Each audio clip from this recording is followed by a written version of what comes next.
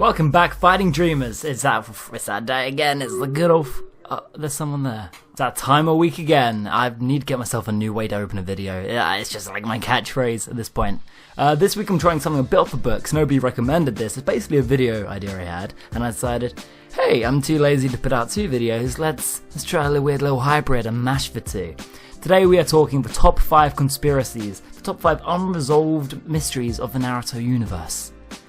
Because, there's still a couple. 1 round, 1 character. Let's go. So, mystery number 1. How did Hashirama Senju die? Yeah, right? I know that most people forget this and overlook it, but doesn't that kind of interest you a bit? Oh, there we go. That's how he died. Giant QB to the face. Nuked. Hashirama Senju died. The strongest shinobi in all of history died. Nobody knows how. Oh, it was because through old age. Was it? Because, okay, what do we know about this guy? Last time we saw him in recorded chronological order in the series, he was a young man. He had a daughter and a granddaughter, but young. Definitely not old enough to die of natural causes. And then he's resurrected in the body of a young man. So... question marks all around on that one. We know how Taburama kicked it, even though that seems a bit hard to believe, considering we met the guys who did it. And we know how every single other Kage in history kicked the bucket. Not this one. Interests me. Alright, let's get in there for some combos. It's weird I'm supposed to back me up. I can't do anything. It's all just wood golems from here, baby. I've been putting out a content. I'm filming this one in advance though, so I don't exactly know if that went well or not. Hey, come over here. Charge it. Big grabby hands, big daddy hands. Ah, no, he doesn't like them. How could you not want big daddy hands? I find it hilarious, by the way, that Naruto, the main character, has these giant, like, comedic cartoon hands. These big glory arms. Oh, look, I've got my own. Bring it. Bring the pain. Round 1, done. And to a lesser extent, by the way, Sage Jutsu. Who taught Hashirama Sage Jutsu? It wasn't a snake or a giant toad. No, it was, in fact, his Sage Jutsu works very differently from everybody else. Yet he's the only other character who has this strange form. He's a weird sage. I'll give him that. And since, hey, we won't be getting any more Hashirama content, we will never, ever know. Next mystery. Number 2. Kabuto Yakushi, right? Back in the early days, this guy cemented himself as my favourite character the moment he revealed he was working for Orochimaru. Said, we're taking this bad boy to a forest of death. Woo! There's probably a moment you've completely forgotten, actually, and I don't blame you because even I forgot it as well about my favourite character. Blackguard and Big Throw. No problem. And that is a weird sort of eye jutsu. First hint we ever get of Kabuto not being exactly who he says he is was against the Shapeshifter brothers. And he pulled out a weird eye attack. And it just sort of seemed that there was this weird jutsu which never was revealed. Nobody knows what it exactly was. It was never revisited, and Kabuto was then sort of shown to have a completely different moveset. Oh, I ran straight into that cell hunt. So what the hell was this? Some could say it was soldier pills, but soldier pills don't do that. And then some others could just say, oh, it's just his evil intent glimmering. But there's something glowing here. I know my anime, and this is anime power-up talk. Remember that the early series was based off Hunter x Hunter? Forest of Death is basically a rip-off of Hunter x Hunter. All that shonen goodness. So, Kabuto had something here, and it was never came back to. Guess we'll never know. Alright, bring it. Bada bing! Swiped to perfection. Oh, going underground. Oh, who'll come out of this? Oh, that was risky. Come on, Hidan. That's just how we end it. That's just how we end up on the Samuel Davis channel. No mercy, no remorse. Get Kakuzu to patch that up, bitch! It's kind of scary how much Kabuto Yakushi is my type. On the subject of unloved and underrepresented characters, let's talk about Mei Terumi for a second.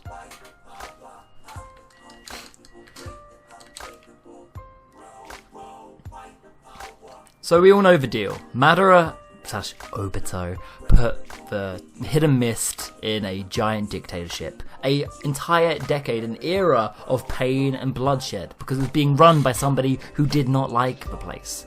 And it was sort of Obito's revenge, it was sort of a way of him getting a tailed beast. All very smart, but none of it actually panned out. And it ruined one of the great villages. In some ways, Obito's rule of a Hidden Mist did more damage than the Akatsuki ever did. And if they'd just done that to Konoha, would have been interesting, huh? Oh, careful, Hidan. Put me down. Put me down.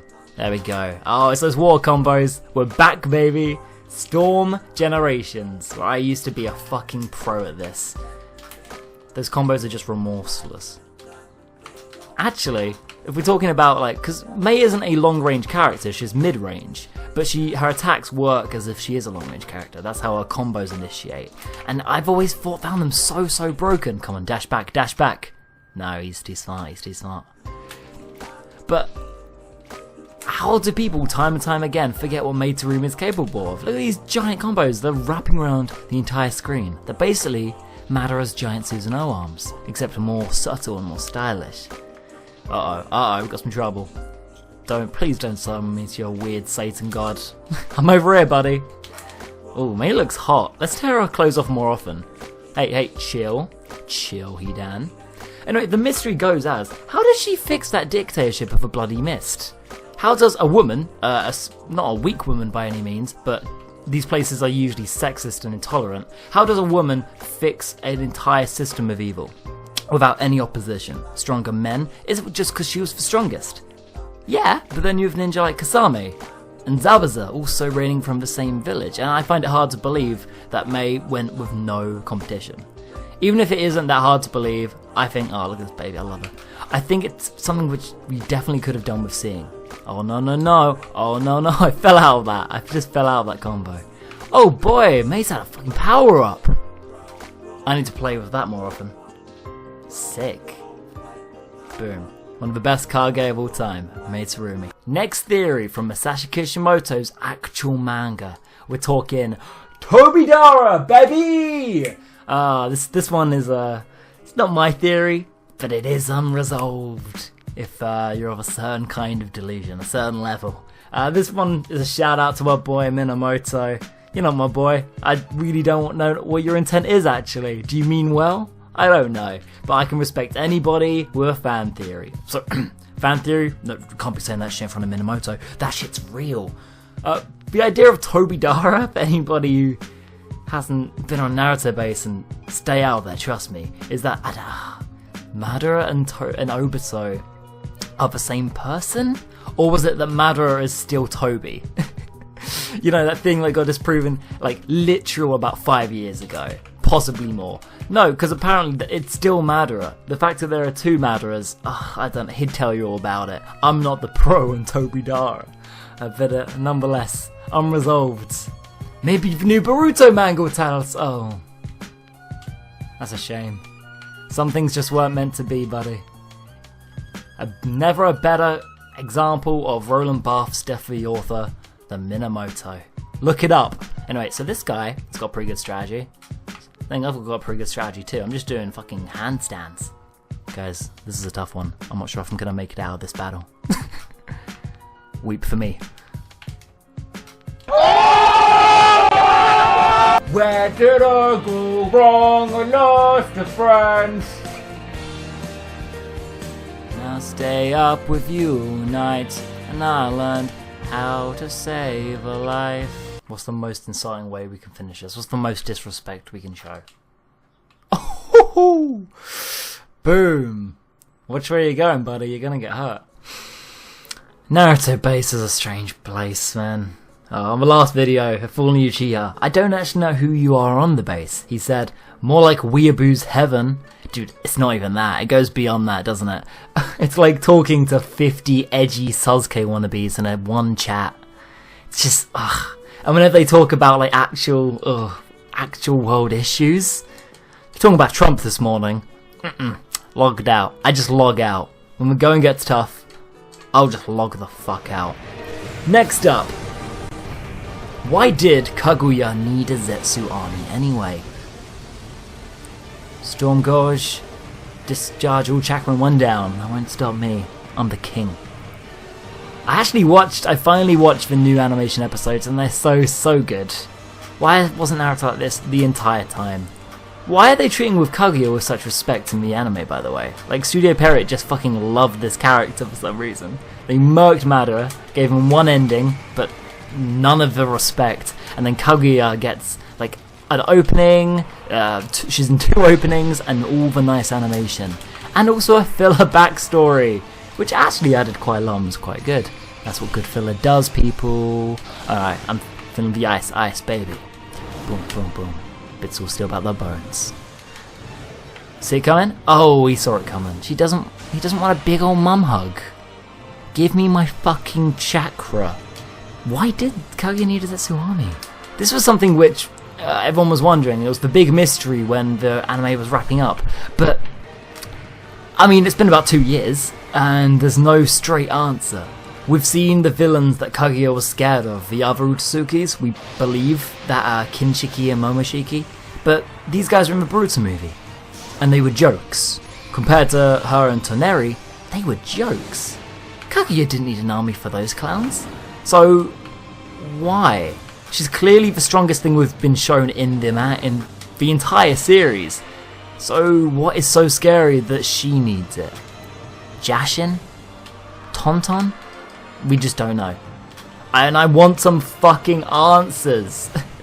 Maybe Boruto manga will tell us, but it won't, will it? In fact, the Boruto manga won't tell us anything about anything we actually want to know about. Bring it. For anyone who is actually reading that manga and is actually up to date, I mean, I'm seeing this one out. Can someone tell me, like, is it good? I'm genuinely a bit curious. Review that shit. I know I'm the sort of review channel, but I mean, I'm curious. Let me know. See, this is what happens. You lend out chakra for like 2 seconds, and suddenly everybody and their fucking shinobi dad is using it. Ugh. Awful. These children, huh? Alright. So I'm gonna set up this defensive wall. Stay the fuck away from me. I'm awakening. You know, that awakening, it does nothing. Well, it looks cool, but where's my giant rabbit that I was promised? What the fuck, Saibo connects?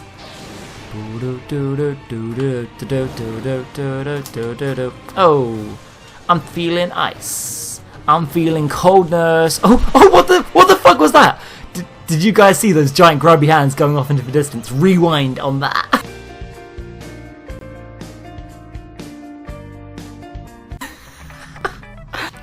There's a bunch of general mysteries and plot holes and, hey, what about this part of the universe that the world building never really extended itself to? And those aren't really unresolved mysteries as they are, hey, I wish there was a filler on that.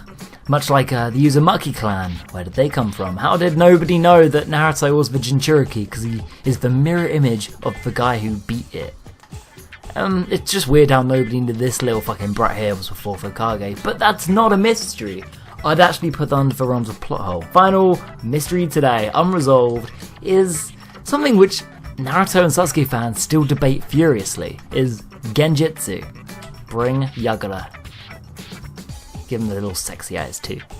Basically, how did Obito control the perfect Jinchuriki Yagura? How did he do it? Now that seems easy, because of course he can do that. He's the Uchiha man, he's the big boss. Yeah? Well, sorry to tell you, but perfect Jinchurikis are immune to Genjutsu. Not all Genjutsu. Stuff like Infinite Tsukuyomi will still get you. Oh dear, it's a tricky puppet man. Whoop! Up we go. But despite that, stuff like Tsukuyomi does affect Jinchuriki. We've been shown it throughout the series. But, not perfect Jinchurikis. Was this even Obito? I mean, it must have been Obito, right? There's nobody else it really could have been. Could it have been Madara at this point? No. Because Obito and the the Mist Village, they had the relationship. They were the exclusive ones. I've just realised I have no sub bar. Fuck. The fucking puppet demon bros over are coming to town. What are they called? Crow or something? I don't care. Come on. We're going for a wild, splashy ride. We're going for water park fun. Going for beach, let's get away. I'm making a beach under your feet. So, okay, if for some reason only Obito can control perfect Jinchuriki, so if we're gonna break the rule on him, oh hello Sasori, what are you doing here? Then why didn't he use it on B or Naruto?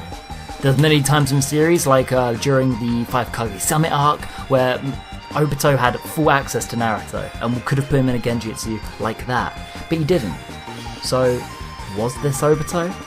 And how did Obito control Yagura? Hey, maybe I'm wrong, maybe I haven't done my research, maybe I don't know everything there's to know about the NV, but hey, go wild, go nuts. Thank you for watching this episode of Shinobi Smackers. I'm gonna finish this off by playing as my little baby. Please suggest a theme, I love you from all of my heart, but not really, I just want subscribers. And I will see you guys next week.